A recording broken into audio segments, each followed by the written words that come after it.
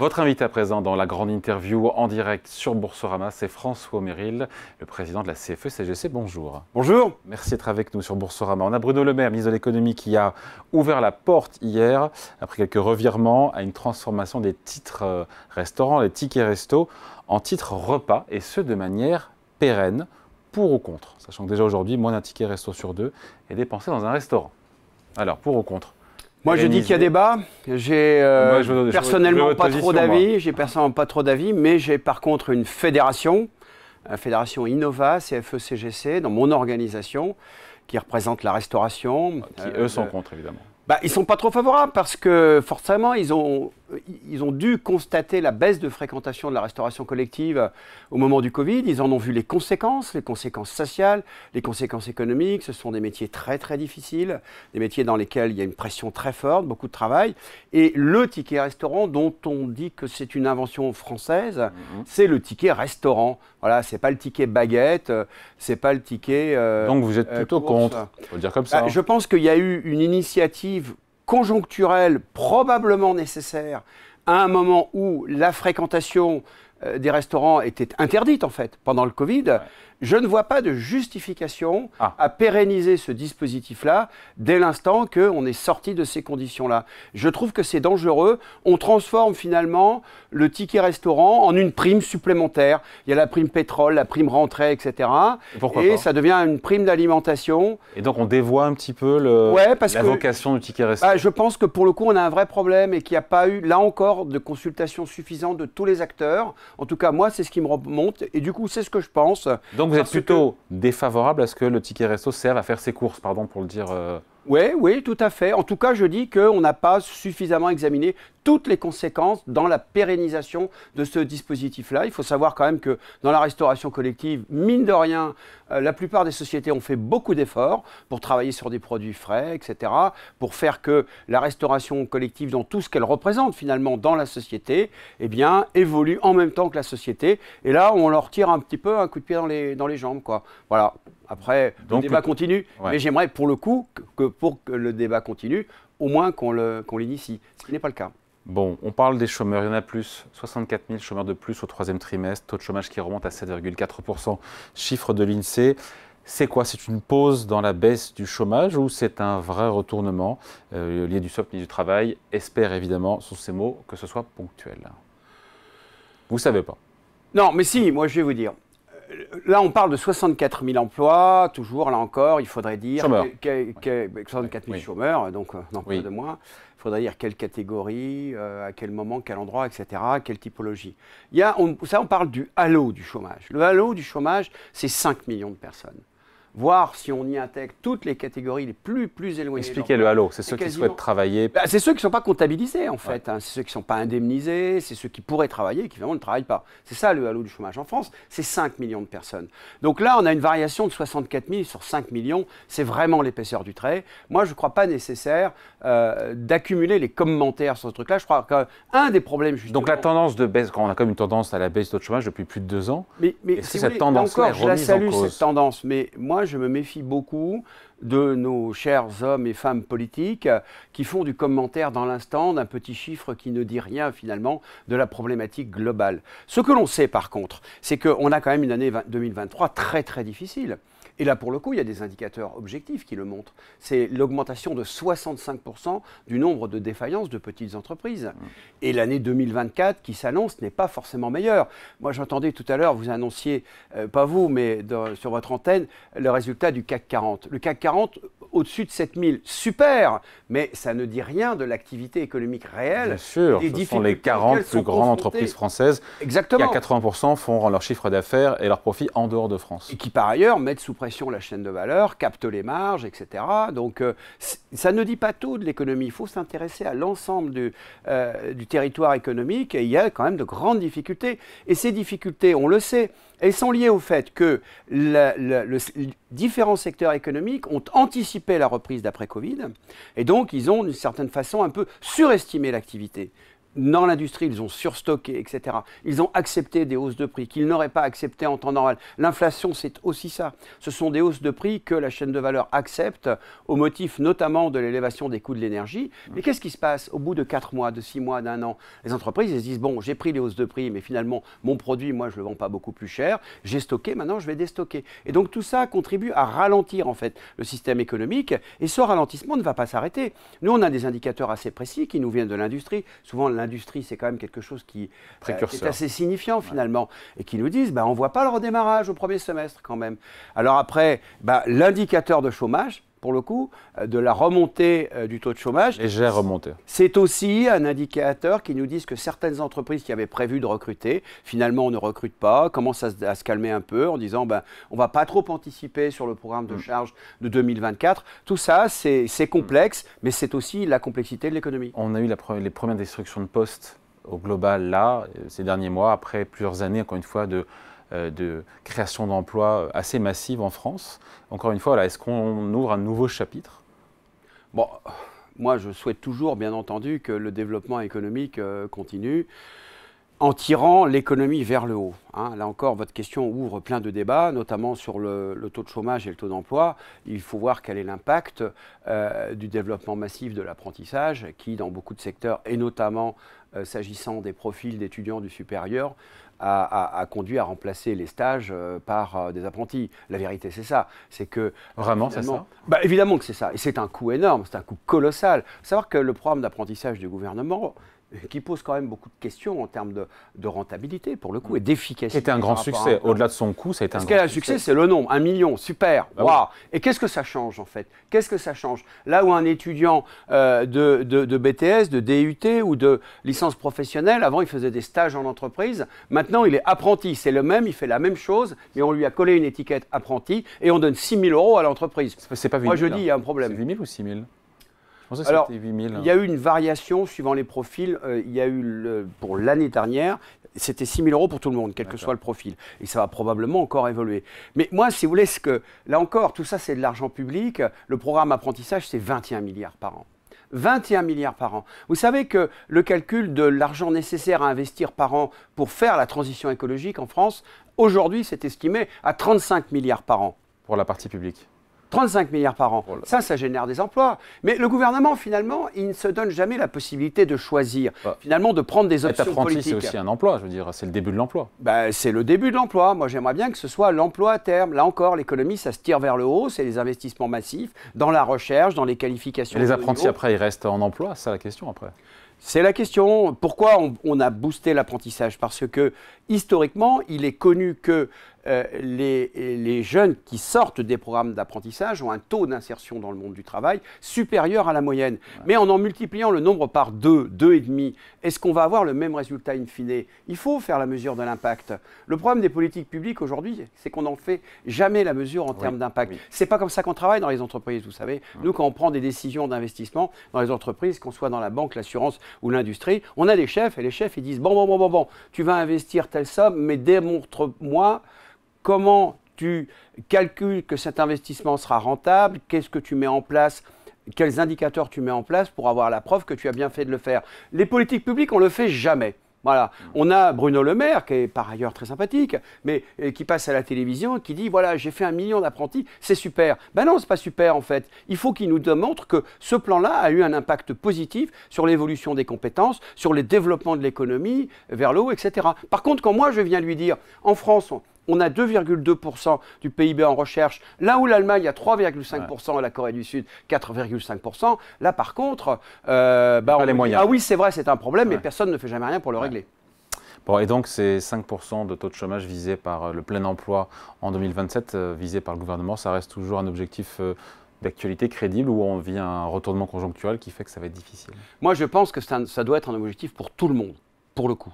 Parce que là encore, il faut bien avoir en tête que quand on a un objectif d'emmener 80% d'une classe d'âge au bac, de les envoyer après dans les études supérieures, au minimum, en tout cas pour la moitié, à bac plus 3, etc.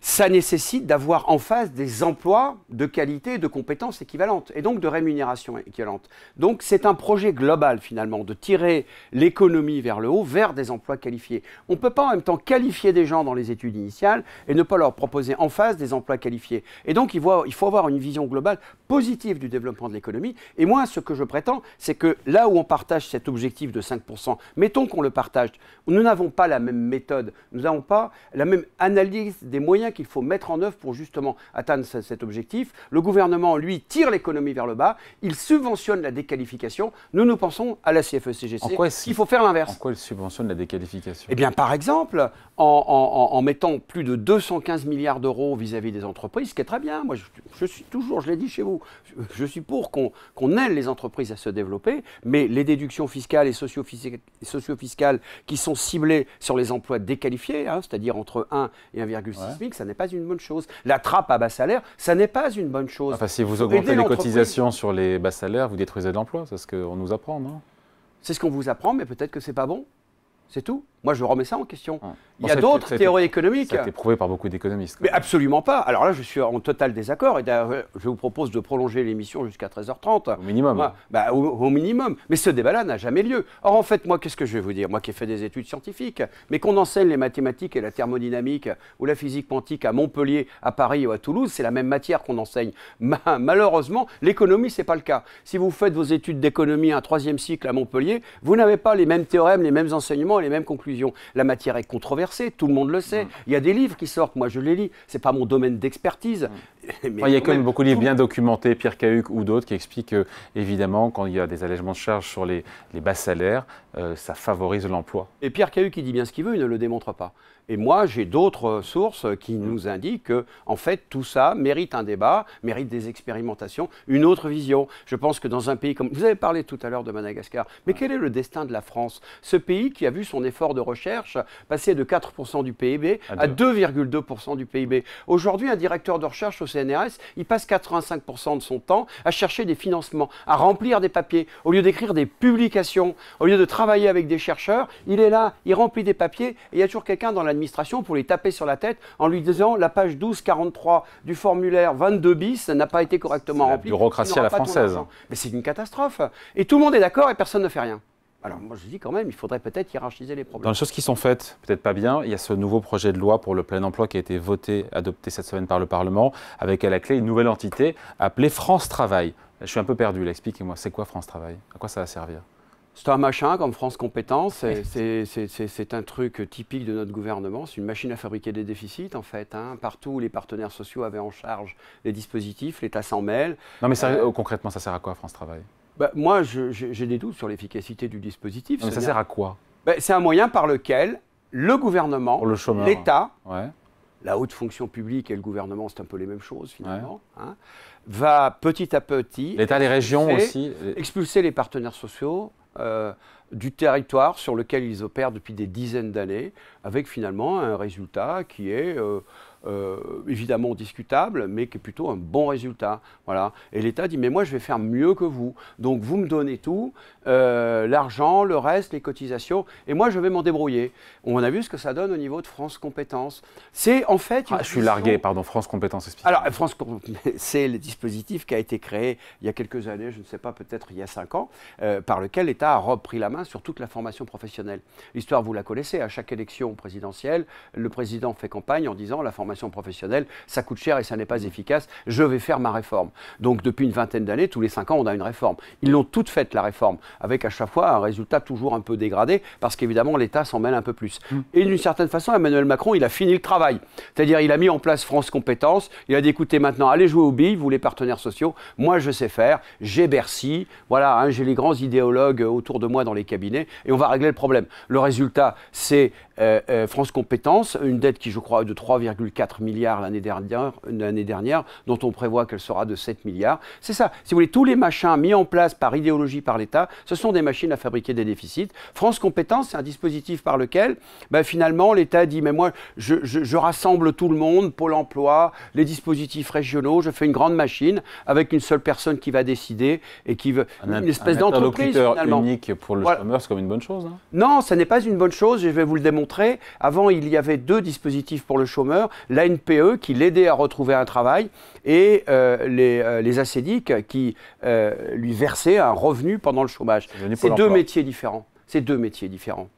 Chercher à calculer les droits et les revenus, les adresser en temps et en heure, c'est un métier. Ça a été regroupé au sein de ça. Ça a été regroupé, c'est un fiasco absolu. Parce qu'on a dit aux gens, vous allez faire les 2. C'est-à-dire qu'en même temps, vous allez aider la personne à retrouver un emploi, ce qui est un métier de psychologue, etc. Ce n'est pas le même contenu technique, ce n'est pas la même expérience. Et d'un autre côté, vous allez aussi être la personne qui le sanctionne. C'est-à-dire qui fait que s'il a raté un rendez-vous, etc., ben, il va perdre des droits. On a mélangé tout ça en une seule personne. On a licencié, je crois, 500 psychologues à la NPE. On a finalement créé, là encore, un machin Pôle emploi, finalement, dans lequel il y a des gens extraordinairement valeureux qui font un travail absolument remarquable dans des conditions très dégradées, mais on a perdu de l'efficacité. On a perdu de l'humanité, en fait. Tout le problème. Est-ce que François Morel, il est jamais content? Pourquoi je vous pose la question? Parce que les partenaires sociaux, ils ont trouvé un accord à minima sur les règles de l'assurance chômage, celles qui ont commencé en 2024. CFDT, FO, CFTC ont signé avec le patronat. Pourquoi la CFE-CGC n'en fait pas partie Moi, je ne vais pas les critiquer, ni comment dire, mettre en perspective les raisons pour lesquelles. Pourquoi vous dites nine? Je vais vous dire pourquoi on n'a pas signé, tout simplement. Parce que depuis que cette disposition existe, c'est-à-dire depuis 2019, depuis qu'elle a été mise en œuvre 2021, c'est-à-dire la dégressivité des allocations pour le seul public qui représente les cadres, moi je suis en guerre contre ça. Parce que c'est discriminatoire, parce qu'il a été démontré désormais dans des études très très sérieuses que c'était une mesure inefficace pour ramener les cadres vers l'emploi. Et puis, le chômage des cadres qui est plus faible que le reste, que le chômage du reste de la population. Bien sûr, mais de quel cadre parle-t-on? Du jeune ingénieur de 25 ans ou du cadre de 52 ans qui vient de perdre son travail, qui était directeur informatique dans une grande société de SS2I et qui aujourd'hui est au chômage en banlieue lyonnaise, qui n'est pas mobile parce qu'il est séparé, parce qu'il a la garde alternée de ses enfants? Parce que ça, c'est du vrai, ça, c'est du réel, ça, c'est du concret. Voilà quelqu'un qui va de 6 h du matin à 22 h le soir travailler à retrouver un emploi du même niveau de rémunération, du même niveau de responsabilité, et qui va rentrer dans une galère, dans un tunnel incroyable d'oppression, qui peut-être va perdre sa baraque, etc. Ça, c'est la réalité des gens. Et cette personne-là, qui a été la personne qui a financé le système, aujourd'hui, il y a un transfert intercatégoriel de 10 milliards, c'est-à-dire 10 milliards d'euros qui sont des cotisations prélevées sur les salaires des cadres, qui permettent de verser des allocations aux gens qui n'ont pas d'études, qui sont très très éloignés de l'emploi. Je trouve ça super. C'est très bien, c'est la logique d'un système solidaire. Sauf que celui qui paye ça a peut-être envie aussi le jour où ça a mal pour lui. C'est un peu normal. Pas raboter ses indemnités. C'est un petit peu normal. C'est ça l'idée. Mais c'est exactement ça. Et moi, je trouve ça, mais incroyablement insupportable. Donc les nouvelles règles d'assurance. Pardon, pas chute, mais François Morel. Non, mais qu'on comprenne bien. Pour la nouvelle convention, encore une fois, d'assurance chômage pour les cadres, dans cette nouvelle version, elle va dégrader. Elle dégrade ou elle maintient? Elle maintient, soi-disant, pour les cadres, les soi-disant, elle l'améliore parce que, si vous voulez, la limite au-delà de laquelle la dégressivité n'est plus appliquée, elle a été descendue de 57 ans à 55 ans. Mais moi, j'en ai rien à faire. C'est le principe que je combats. C'est un principe insupportable. Et moi, je suis la CFE-CGC, le syndicat catégoriel qui représente dans l'entreprise les techniciens, les agents de maîtrise et les cadres. Et pas seulement les cadres. On pense CFE-CGC, on pense cadres. Mais non, les techniciens, les agents de maîtrise et les cadres. Et donc, en ce moment, on vote dans beaucoup d'entreprises. Et vous pensez que moi, responsable de la CFE-CGC, je vais signer au bas d'un accord qui prévoit justement d'appliquer cette mesure discriminatoire. Mais ils prennent leurs responsabilités, c'est pas un problème. En tout cas, moi, je prends les miennes et je dis, moi, je n'ai pas signé. Et je demande à mes délégués syndicaux, dans les campagnes électorales qui restent à venir dans les semaines qui viennent, de mettre sur leur propagande, de dire, nous, la CFE-CGC, notre honneur, c'est de ne pas avoir signé ça. Bon, accord donc à minima. On finit là-dessus. J'aurais dû commencer par ça et vous féliciter et vous applaudir. C'est inédit. Le premier syndicat chez EDF n'est plus la CGT. Ça faisait 77 ans de règne, mais la CFE-CGC. Première place des élections professionnelles chez l'électricien. C'est historique, vous devez être content. Qu'est-ce que ça nous dit? Au-delà de peut-être nous dire aussi que la CFE-CGC a du potentiel. Qu'est-ce que ça nous dit d'être le premier syndicat? Encore une fois, la CGT, c'était le bastion. Enfin voilà, c'était le... Moi, vous savez, j'ai félicité mes collègues de la fédération, de l'entreprise, et je leur ai dit bien entendu de féliciter les équipes sur le terrain. ça nous dit quelque chose de la constance de la CFE-CGC dans le travail, dans l'implication et dans la proximité. Depuis, je devrais dire depuis toujours, mais la vérité c'est que c'est quand même depuis une quinzaine d'années, c'est-à-dire l'apparition, la loi de la représentativité 2008 qui impose aux organisations de faire la preuve qu'elles sont représentatives. Ça a permis de recentrer tout le monde sur un axe majeur qui est nous sommes une organisation, nous défendons des positions, des valeurs intelligentes avec beaucoup de foi, mais ça n'est pas suffisant. Il faut aussi que dans les entreprises, nous soyons capables de faire la preuve que les salariés nous font confiance. Et ce que ça nous dit sur EDF, c'est que ce travail fait depuis 15 ans, avec obstination, eh bien en fait, il paye. Vous savez, le syndicat, c'est un peu l'inverse de la politique. Dans la politique, vous pouvez partir de zéro, renverser la table, faire le malin sur les plateaux et aux élections faire 30%. Comme ça, paf, vous ne visez personne. Je ne vise évidemment absolument évidemment, personne s'est reconnu. Hein. Mais dans le syndicat, c'est pas possible. Dans le syndicat, il y a une permanence. Tous les 4 ans, tous les 3 ans, on vote. Et en fait, les gens, ils se souviennent, ils sont dans le même environnement, ils se souviennent de pour qui ils ont voté, s'ils ont été déçus, pas trop, etc. On vote pour une personne qui est une collègue de bureau, qu'on voit au travail, on l'écoute, on discute avec, on voit son œuvre, on voit avec quelle façon elle nous représente, hein, quelle est son attitude et la responsabilité qu'elle met en œuvre vis-à-vis de la direction, comment elle agit sur les situations de travail, comment elle défend, elle fait évoluer les conditions de travail, quelle est cette personne vis-à-vis de l'individu, vis-à-vis du collectif. C'est tout ça, en fait, le travail de représentation. Ça n'a l'air de rien, mais c'est un travail énorme, c'est un travail de terrain, c'est un travail qui demande d'avoir de l'expérience, de la connaissance, de la responsabilité, de l'intelligence, du charisme. Et c'est ce que nous, on s'attache à développer. Vous pouvez reproduire ça, ce succès-là, dans d'autres entreprises. Encore une fois, en moyenne générale en France, je n'ai pas les chiffres, de la CFE-CGC, c'est... Alors, la moyenne, tout collège confondu, notre organisation, aujourd'hui, ce qu'on dit en recalculé, c'est de l'ordre de 15%. On est la 4e organisation. Vous savez, 15%, c'est énorme, c'est 600 000 voix. C'est presque 600 000 voix aux élections. Et en fait, c'est comme toujours, comme nous, on représente spécifiquement les techniciens, les agents de maîtrise et les cadres, il y a beaucoup d'entreprises dans lesquelles, finalement, on n'a pas de capacité à présenter des candidats, tout simplement parce que les entreprises sont trop petites, il y a trop peu d'entreprises. Mais là, vous êtes présent. Là où on est présent, en général, on est assez fort. Moi, je rappelle souvent qu'on est l'organisation numéro 1 dans la moitié des groupes du CAC 40. On est numéro 1 chez AXA, chez Generali, on est numéro 1 chez Renault, chez Stellantis, numéro 1 dans l'Air Liquide, chez Solvay. Alors, évidemment, je suis en BFT au moment où je cite ça, je vais en oublier. Mes collègues, dès après l'émission, ils vont me téléphoner en disant pourquoi tu ne m'as pas cité. Mais ça se sait assez peu. On commande beaucoup à l'occasion de notre passage numéro 1 chez EDF. Mais ce passage en numéro 1, ce n'est rien d'autre qu'une progression de 2, 3 ou 4 points à chaque cycle électoral qui nous amène finalement à occuper aujourd'hui la première place. Et on en est tous très fiers. Ouais. Quand on devient premier, après, il faut rester premier. Après, il faut rester premier. C'est pas facile non plus. Merci d'être passé nous voir. Merci François Aumery, pour cet entretien, président de la CFE-CGC, invité à la grande interview en direct sur Boursorama. Revoir évidemment en replay tout à l'heure à 14h. Merci. Merci beaucoup.